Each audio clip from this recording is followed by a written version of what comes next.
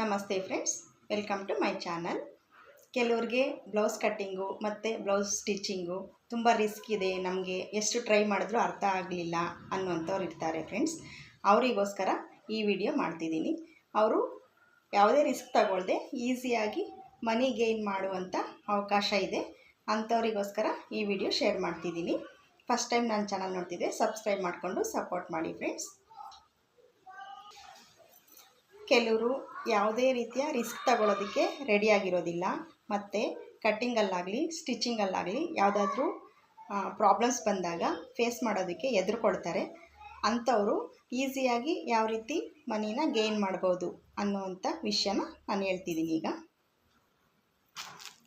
ಯಾವುದೇ ರೀತಿಯ ರಿಸ್ಕ್ ಇಲ್ಲದೆ ಈಸಿಯಾಗಿ ಅವ್ರಿಗೆ ಏನೂ ಪ್ರಾಬ್ಲಮ್ ಬರದೇ ಇರುವಂಥ ಈಸಿ ಕೆಲಸ ಅಂದರೆ ಸ್ಯಾರಿಗೆ ಫಾಲ್ ಹಾಕಿ ಜಿಗ್ಜಾಗ್ ಮಾಡುವಂಥ ಕೆಲಸ. ಈ ಫಾಲ್ ಆ್ಯಂಡ್ ಜಿಗ್ಜಾಗು ತುಂಬ ಸಿಂಪಲ್ಲಾಗಿ ಈಸಿಯಾಗಿ ಅವರು ಕಲ್ತ್ಕೊಳ್ಬೋದು. ಇದಕ್ಕೆ ತುಂಬ ಕಷ್ಟಪಡೋವಂಥ ಅವಶ್ಯಕತೆ ಇಲ್ಲ ಫ್ರೆಂಡ್ಸ್. ಈಸಿಯಾಗಿ ಯಾವ ರೀತಿ ಮಾಡಬೇಕು ಅನ್ನೋದು ನಾನು ಈ ವಿಡಿಯೋದಲ್ಲಿ ತೋರಿಸ್ಕೊಡ್ತೀನಿ. ಹಾಗೆಯೇ ಈ ಫಾಲ್ ಆ್ಯಂಡ್ ಜಿಗ್ಜಾಗ್ ಮಾಡೋದಕ್ಕೆ ಒಂದೇ ಮಷಿನಲ್ಲಿ 2 ಸ್ಟಿಚ್ಚು ಬರುವಂಥ 2-in-1 ಮಷಿನ್ ಬರುತ್ತೆ.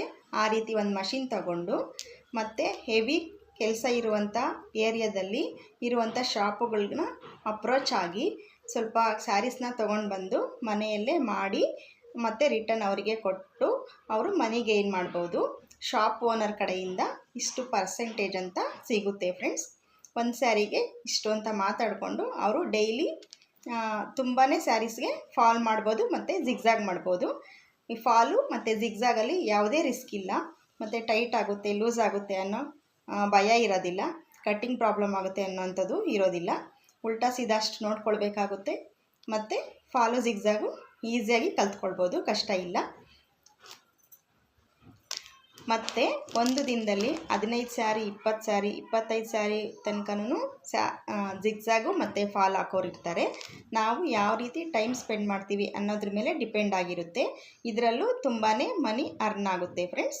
ಬನ್ನಿ, ನಾನು ಈ ವಿಡಿಯೋದಲ್ಲಿ ಯಾವ ರೀತಿ ಫಾಲ್ ಹಾಕಬೇಕು ಮತ್ತು ಯಾವ ರೀತಿ ಜಿಗ್ಜಾಗ್ ಮಾಡಬೇಕು ಅನ್ನೋದು ತೋರಿಸ್ತೀನಿ. ವಿಡಿಯೋ ಸ್ಟಾರ್ಟ್ ಮಾಡೋಣ ಬನ್ನಿ ಫ್ರೆಂಡ್ಸ್. ನೋಡಿ, ಸ್ಯಾರಿಗೆ ಫಾಲ್ಸು ಸೆಲೆಕ್ಟ್ ಮಾಡ್ಕೊಳ್ಳುವಾಗ ಪರ್ಫೆಕ್ಟ್ ಕಲರು ಸೆಲೆಕ್ಟ್ ಮಾಡ್ಕೊಳ್ಬೇಕು. ಲೈಟು ಡಾರ್ಕಲ್ಲಿ ಇರುತ್ತೆ ಫಾಲ್ಸ್ಗಳು ಯಾವಾಗಲೂ ಅಷ್ಟೇ. ಸ್ಯಾರಿಗೆ ಪರ್ಫೆಕ್ಟಾಗಿ ನಾವು ಸೆಲೆಕ್ಟ್ ಮಾಡಿಕೊಂಡು ಹಾಕಬೇಕಾಗುತ್ತೆ. ತೆಳುವಾಗಿರೋ ಸ್ಯಾರಿಗಳಿಗಾದರೆ ಪರ್ಫೆಕ್ಟ್ ಕಲರೇ ನಾವು ಚೂಸ್ ಮಾಡ್ಕೊಳ್ಬೇಕಾಗುತ್ತೆ. ಮತ್ತು ಮಂದ ಇದ್ದರೆ ಸ್ಯಾರಿ, ಆ ಸ್ಯಾರಿಗೆ ಸ್ವಲ್ಪ ಲೈಟು ಡಾರ್ಕ್ ಇದ್ದರೂ ಪರವಾಗಿಲ್ಲ, ಹಾಕ್ಬೋದಾಗುತ್ತೆ. ಈ ಸ್ಯಾರಿಗೆ ನೋಡಿ, ಈ ಫಾಲ್ಗಿಂತ ಈ ಫಾಲೇ ಸೂಟಬಲ್ ಅನಿಸ್ತಾ ಇದೆ, ಹಾಗಾಗಿ ನಾನು ಈ ಫಾಲ್ನೇ ಹಾಕ್ತೀನಿ. ಮತ್ತು ಈ ಸ್ಯಾರಿ ಅರ್ಜೆಂಟ್ ಇಲ್ಲ ಈಗ, ಹಾಗಾಗಿ ಈ ಸ್ಯಾರಿ ನಿಮಗೆ ತೋರ್ಸೋಕ್ಕಷ್ಟೇ, ಲೈಟು ಡಾರ್ಕ್ ಬರುತ್ತೆ ಅಂತ ತೋರ್ಸೋಕ್ಕಷ್ಟೇ ತೋರಿಸಿದ್ದು ಆ ಸ್ಯಾರಿನ. ಮತ್ತು ಈ ಸ್ಯಾರಿ ಅರ್ಜೆಂಟ್ ಇದೆ, ಹಾಗಾಗಿ ನಾನು ಈ ಸ್ಯಾರಿಗೆ ಫಾಲ್ ಹಾಕಿ ತೋರಿಸ್ತಿದ್ದೀನಿ. ಇದು ನೋಡಿ, ಕಲರು ಕರೆಕ್ಟಾಗಿ ರೆಡ್ ಕಲರ್ ಇದೆ, ಕರೆಕ್ಟಾಗಿ ಮ್ಯಾಚ್ ಆಗ್ತಿದೆ, ಹಾಗಾಗಿ ನಾನು ಈ ಫಾಲ್ನ ಇದಕ್ಕೆ ಸೆಲೆಕ್ಟ್ ಮಾಡ್ಕೊಂಡಿದ್ದೀನಿ. ಬನ್ನಿ ಯಾವ ರೀತಿ ಹಾಕೋದು ಅಂತ ತೋರಿಸ್ತೀನಿ. ನೋಡಿ, ಇದು ನಮಗೆ ಸೆರಗು ಬರುತ್ತೆ. ಈ ಸೆರಗನ್ನ ಬಿಟ್ಬಿಟ್ಟು ನಾವು ಒಳಗಡೆಗೆ ಸಿಕ್ಸ್ಕೊಳ್ತೀವಲ್ವ, ಆ ಕಡೆಯಿಂದ ಸ್ಟಾರ್ಟ್ ಮಾಡ್ಕೊಳ್ಬೇಕು ಫಾಲ್ ಹಾಕೋದಕ್ಕೆ. ಸ್ಯಾರಿನ ಟರ್ನ್ ಮಾಡಿ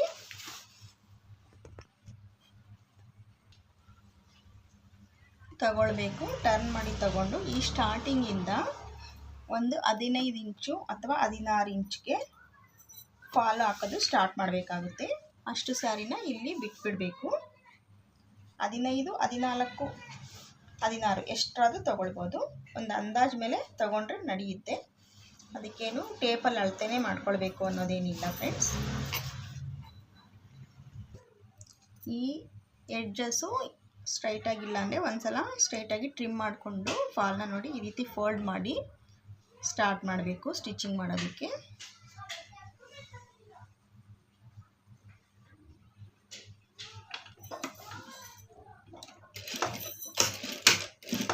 ಮತ್ತು ಮ್ಯಾಚಿಂಗ್ ಥ್ರೆಡ್ ಹಾಕ್ಕೊಳ್ಬೇಕಾಗುತ್ತೆ.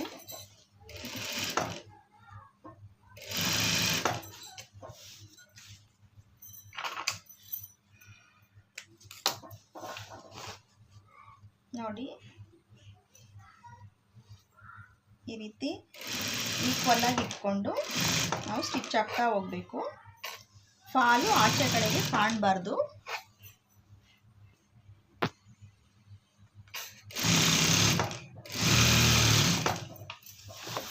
ನಾವು ಮ್ಯಾಚಿಂಗ್ ಥ್ರೆಡ್ನೇ ಹಾಕ್ಕೊಂಡು ಒಂದ್ಸಲ ಈ ರೀತಿ ಚೆಕ್ ಮಾಡ್ಕೊಳ್ಬೇಕು, ಸ್ಟಿಚಸ್ ಕರೆಕ್ಟಾಗಿ ಬರ್ತಿದೆಯಾ ಅಂತ ಚೆಕ್ ಮಾಡಿಕೊಂಡು ಆಮೇಲೆ ಹಾಕಬೇಕು.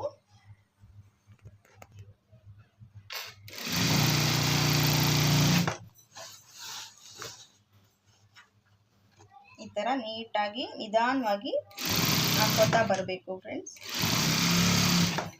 ಕೆಲವು ಕಸ್ಟಮರ್ಸು ಈ ಕಡೆಗೆ ಎಮಿಂಗ್ ಕೇಳ್ತಾರೆ. ಕಸ್ಟಮರ್ಸು ಯಾವ ಥರ ಕೇಳಿದ್ರೆ ಆ ಥರ ನಾವು ಮಾಡಿಕೊಡ್ಬೇಕಾಗುತ್ತೆ.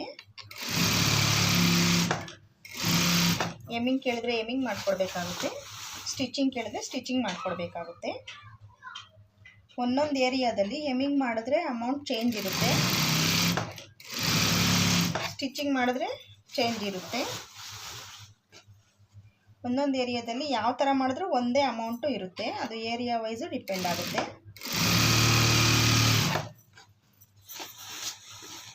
ನೋಡಿ ಈ ರೀತಿ ಈಸಿಯಾಗಿ ಮಾಡ್ಕೋಬೋದು.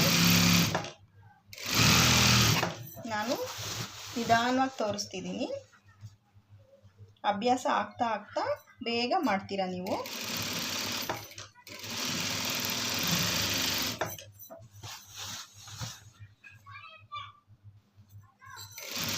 ಈ ಥರ ಕೈ ಹಿಂದ್ಗಡೆ ಇಟ್ಕೊಳ್ಳೋದ್ರಿಂದ ಫಾಲು ಇಲ್ಲಿ ಅನ್ಇವನ್ನಾಗಿ ಬರಲ್ಲ, ಈವನ್ನಾಗಿ ಬರುತ್ತೆ. ಇಲ್ಲಿ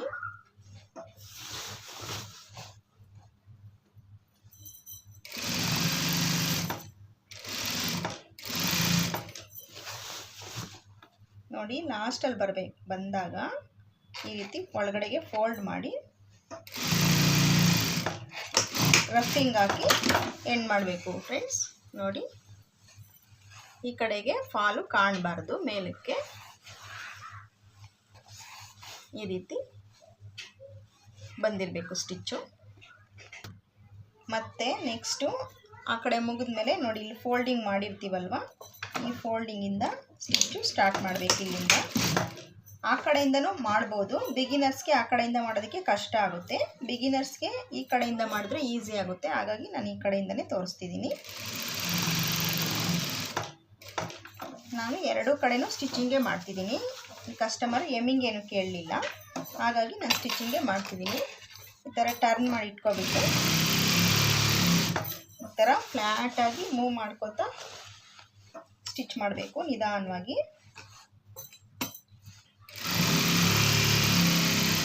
ಮತ್ತು ಈ ಕಡೆಗೆ ಬಂದಾಗ ಸ್ಟಿಚ್ಚು ಎಲ್ಲಿ ಬರ್ತಿದೆ ಅಂತ ನೋಡ್ಕೊಳ್ಬೇಕು. ನಾವು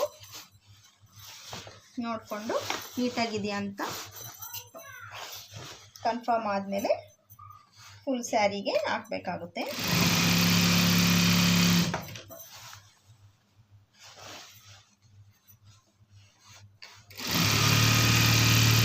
ವಿಡಿಯೋ ನಾನು ಸ್ಕಿಪ್ ಮಾಡ್ತಿಲ್ಲ, ಯಾಕಂದರೆ ಬಿಗಿನರ್ಸು ಫುಲ್ಲು ನೋಡಲಿ ಅನ್ನೋ ಕಾರಣಕ್ಕೆ ಸ್ಕಿಪ್ ಮಾಡ್ತಿಲ್ಲ. ಫುಲ್ಲು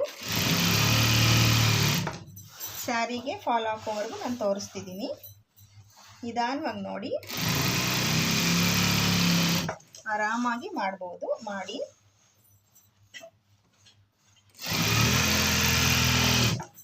ಎಮ್ಮಿಂಗ್ ಆದರೆ ಸ್ವಲ್ಪ ನಿಧಾನ ಆಗುತ್ತೆ ಫ್ರೆಂಡ್ಸ್. ಎಮ್ಮಿಂಗ್ ಮಾಡೋದಕ್ಕೆ ಫಸ್ಟು ದೊಡ್ಡ ಸ್ಟಿಚ್ ಇಟ್ಕೊಂಡು ಪಕ್ಕದಲ್ಲಿ ದೊಡ್ಡ ಸ್ಟಿಚ್ ಹಾಕ್ಕೊಳ್ಬೇಕಾಗುತ್ತೆ. ಎಮ್ಮಿಂಗ್ ಮಾಡಿದಾದಮೇಲೆ ಆ ದೊಡ್ಡ ಸ್ಟಿಚ್ನ ರಿಮೂವ್ ಮಾಡಬೇಕಾಗುತ್ತೆ.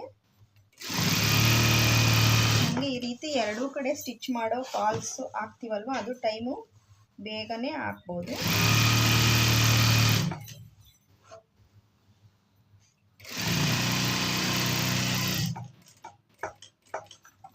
ಎಂಡಿಂಗ್ ಬಂದಮೇಲೆ ನೋಡಿ ಈ ಥರ ಟರ್ನ್ ಮಾಡಿಕೊಂಡು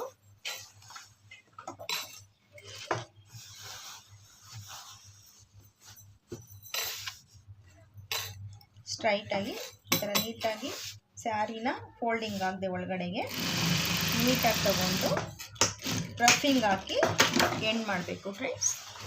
ನೋಡಿ ಮುಗೀತು ಫಾಲ್ ಹಾಕಿದ್ದು. ನೀಟಾಗಿ ಹೀಗೆ ಬಂದಿರಬೇಕು ಎಲ್ಲ ಕಡೆನೂ. ಒಂದು ಸಲ ಎಲ್ಲ ಕಡೆನೂ ಚೆಕ್ ಮಾಡಿಕೊಳ್ಬೇಕು. ಕರೆಕ್ಟಾಗಿ ಬಂದಿದೆಯಾ ಅಂತ ಚೆಕ್ ಮಾಡ್ಕೊಳ್ಬೇಕು.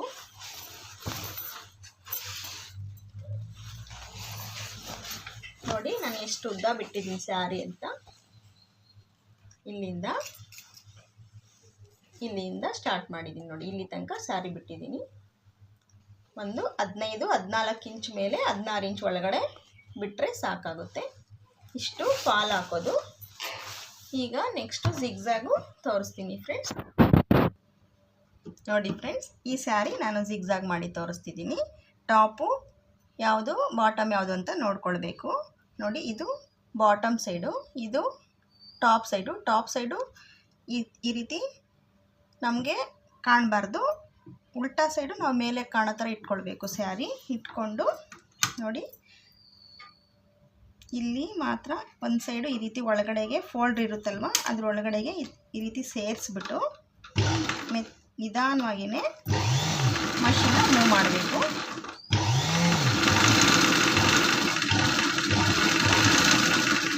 ಈ ರೀತಿ ಮಷೀನ ಮೂವ್ ಮಾಡಬೇಕು. ನೋಡಿ, ಜಿಗ್ಜಾಗ್ ಇಲ್ಲಿ ಕಾಣ್ತಿದೆಯಾ? ನೋಡಿ, ಈ ರೀತಿ ನೀಟಾಗಿ ಬರುತ್ತೆ. ನಾನು ಗೋಲ್ಡನ್ ಥ್ರೆಡ್ ಹಾಕಿದ್ದೀನಿ ಇದಕ್ಕೆ. ಕೆಲವರು ವಯರ್ ಹಾಕ್ತಾರೆ, ನಾನು ಗೋಲ್ಡನ್ ಥ್ರೆಡ್ ಹಾಕಿದ್ದೀನಿ.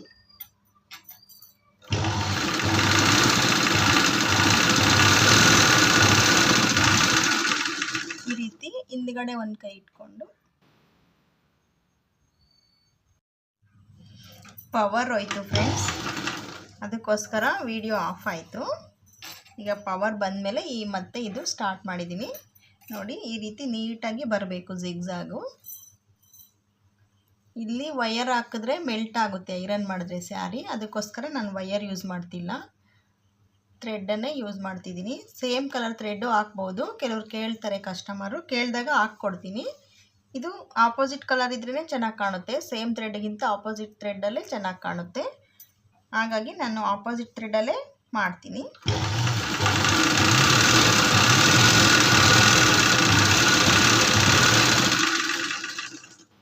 ನಿಧಾನವಾಗಿ ಫೋಲ್ಡ್ರಲ್ಲಿ ನೀಟಾಗಿ ಒಂದೇ ಈವನ್ ಆಗಿ ಕ್ಲಾತ್ ಕೊಡ್ತಾ ಹೋದರೆ ನೀಟಾಗಿ ಬರುತ್ತೆ ಫ್ರೆಂಡ್ಸ್.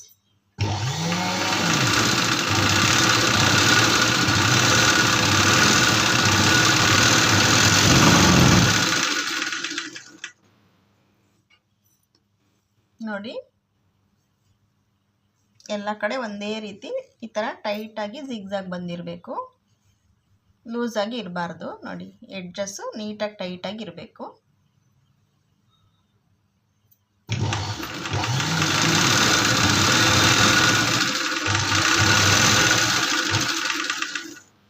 ಮತ್ತು ಇದು ಈ ಎಂಡಿಂಗ್ ಬಂದಮೇಲೆ ಟರ್ನ್ ಮಾಡಿಬಿಟ್ಟು ಈ ರೀತಿ ಈ ಸ್ಟಾರ್ಟಿಂಗ್ ತೊಗೊಂಡಿರ್ತೀವಲ್ವ ಸ್ಯಾರಿ, ಇಲ್ಲಿಂದ ಸ್ಟಾರ್ಟ್ ಮಾಡಿ ಮತ್ತು ಇನ್ನೊಂದು ಸಲ ಇದ್ರ ಮೇಲೇ ಜಿಗ್ಜಾಗ್ ಮಾಡಬೇಕು. ಆವಾಗ ಲಾಕ್ ಆಗುತ್ತೆ ಫ್ರೆಂಡ್ಸ್, ಇಲ್ಲಾಂದರೆ ಓಪನ್ ಆಗಿಬಿಡುತ್ತೆ ಸ್ಟಿಚ್ಚು.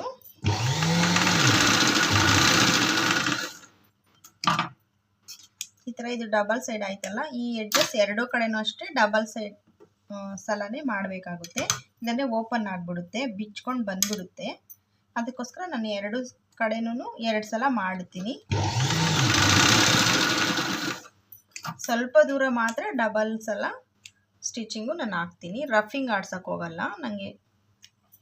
ರಫಿಂಗ್ ಆಡ್ಸೋದಕ್ಕಿಂತ ಇದು ನೀಟಾಗಿ ಲಾಕ್ ಆಗಿ ಬರುತ್ತೆ, ಅದಕ್ಕೋಸ್ಕರ ನಾನು ಈ ರೀತಿ ಡಬಲ್ ಸಲ ಮಾಡ್ತೀನಿ. ಇಲ್ಲಿ ಸ್ವಲ್ಪ ದೂರ ಮಾತ್ರ, ಎರಡೂ ಕಡೆನೂ ಈ ಸ್ವಲ್ಪ ದೂರನ ಡಬಲ್ ಸಲ ಸ್ಟಿಚ್ಚನ್ನ ಮಾಡಬೇಕಾಗುತ್ತೆ, ಇಲ್ಲಾಂದರೆ ಓಪನ್ ಆಗಿಬಿಡುತ್ತೆ. ನೋಡಿ, ಈ ರೀತಿ ನೀಟಾಗಿ ಜಿಗ್ಜಾಗು ಬರ್ತಿದೆ.